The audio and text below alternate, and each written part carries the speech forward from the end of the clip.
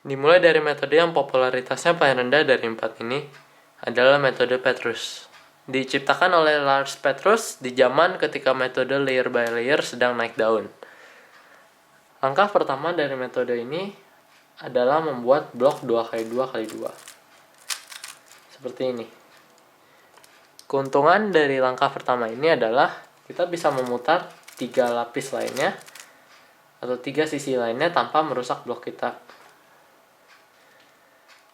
Langkah berikutnya adalah menyelesaikan blok 2x2x3 dengan cara memanjangkan blok yang kita sudah punya ini. Jadi kita akan membuat blok 2x2x3 seperti ini. Dimana ini tadinya blok 2x2x2 kita, lalu kita lebarkan dengan menambah blok kecil ini. Langkah selanjutnya adalah mengorientasikan edge kita yang masih belum selesai. Oke, mungkin tidak terlalu kelihatan apa sebenarnya efek orientasi dari edge, tapi setelah langkah ini kita bisa menyelesaikan setidaknya F to L hanya dengan gerakan R dan U. Dan sebenarnya dalam metode Petrus kita harus menyelesaikan F to L hanya dengan gerakan ini setelah blok kita jadi. Jadi langkah selanjutnya adalah menyelesaikan F to L seperti itu. Kemudian kita akan tersisa hanya dengan lapis atas. Nah, untuk lapis atas kita akan pasti memiliki edge yang telah terorientasi untuk lapis atas, karena kita telah mengorientasi edge ini di 2 langkah sebelumnya. Nah, kita bisa saja menyelesaikan lapis atas hanya dengan satu algoritma.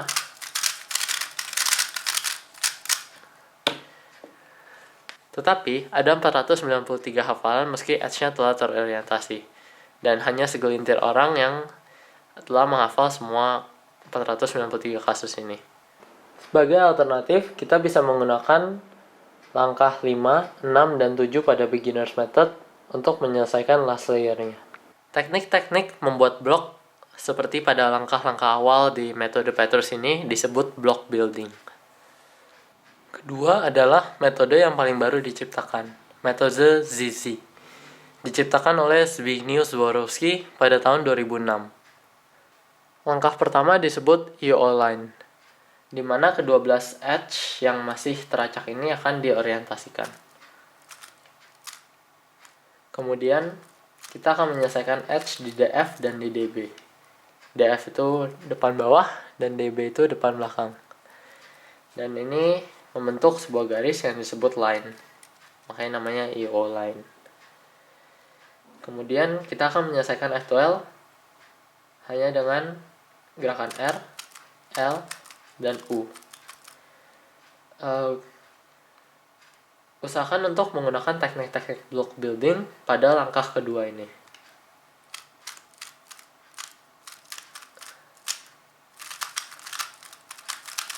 Setelah F to L atau 2 lapis pertama kita jadi, kita akan tersisa dengan lapis atas. Yang sama seperti pada Petrus method, edge-nya ini akan selalu terorientasikan. Kita bisa saja menggunakan hanya satu algoritma untuk menyelesaikan lapis atas kita. Tetapi seperti tadi, karena jumlah kasusnya banyak, kebanyakan orang memecahnya jadi beberapa langkah. Keunggulan metode ini adalah gerakan U, L, dan R yang bisa dilakukan relatif cepat dengan graf yang tepat. Lalu karena kita mengorientasikan di awal dan bisa kita selesaikan dengan U, L, dan R ini, kita tidak perlu melakukan rotasi ketika sedang solving.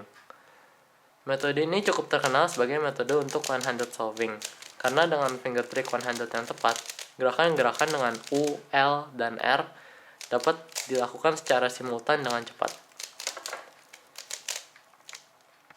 Ketiga, metode yang mungkin paling berbeda dari ketiga metode lainnya adalah metode Roux. Diciptakan oleh Gilles Roux pada tahun 2003. Metode ini memiliki kemiripan dengan 2 metode sebelumnya karena menggunakan teknik block building, dan metode Waterman, sebuah metode yang digunakan oleh Min Tai, pemenang kejuaraan dunia Rubik's Cube pertama kali pada tahun 1982. Langkah pertama metode ini adalah membuat sebuah blok 1x2x3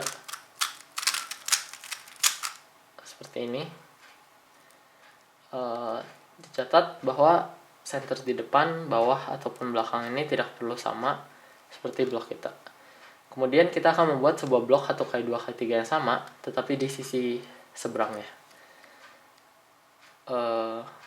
Kita hanya memerlukan gerakan R besar atau R wide, U, R, dan beberapa orang juga kadang menggunakan M. Oke, setelah bloknya jadi, kita bisa menyelesaikan 4 corner ini dengan sebuah algoritma yang disebut CMLL. Lalu kita akan menyelesaikan 6 edge serta 4 center sisanya ini dalam sebuah langkah yang disebut LSE atau Last 6 Edge. Perlu dicatat bahwa kita hanya memerlukan gerakan M dan U untuk menyelesaikan langkah terakhir. Metode ini bisa dilakukan dengan sangat cepat karena kita tidak perlu melakukan rotasi setelah langkah pertama. Lalu langkah kedua hanya memerlukan R besar, R wide, R, U, dan M yang bisa dilakukan dengan sangat cepat. Langkah ketiga yang hanya memerlukan sebuah hafalan algoritma, yang algoritma juga kebanyakan mudah-mudah. Dan langkah terakhir yang hanya memerlukan gerakan M dan U yang jika dilatih bisa dilakukan dengan sangat cepat. Metode RU ini adalah salah satu dari 2 metode yang telah digunakan untuk menyelesaikan Rubik dengan rata-rata waktu di bawah 8 detik di kompetisi resmi. Untuk langkah ketiga dari metode RU, ada 42 kasus yang bisa dihafalkan. Bagi pemula, kita bisa menggunakan langkah 5 dan 6 dari beginner's method jika belum hafal seluruh 42 algoritma.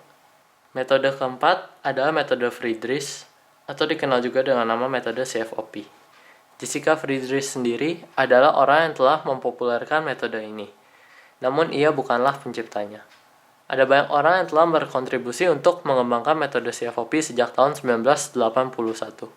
Langkah pertama kita adalah menyelesaikan cross. Dan langkah pertama ini sama seperti langkah pertama pada beginner's method. Kemudian kita akan menyelesaikan F2L atau 2 lapis pertama kita secara bersamaan.